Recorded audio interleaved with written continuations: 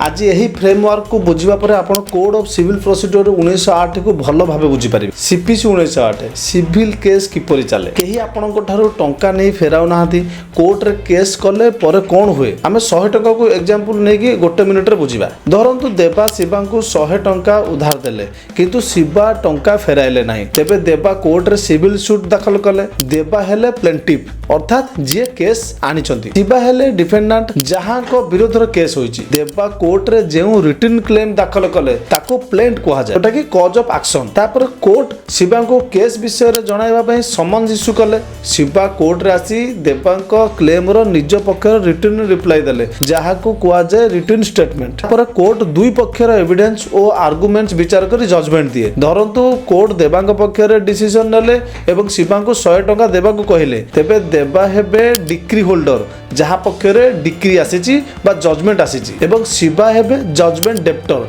जहा को विरोध रे डिक्री होईची। इजिरे बुझिबा पई plaintiff plaint summons written statement judgment decree holder judgment debtor यह हेउची सिविल सूट रो बेसिक फ्रेमवर्क। एही भली एग्जांपल सहित लॉ बुझिबा पई लिगोरा को सब्सक्राइब करो।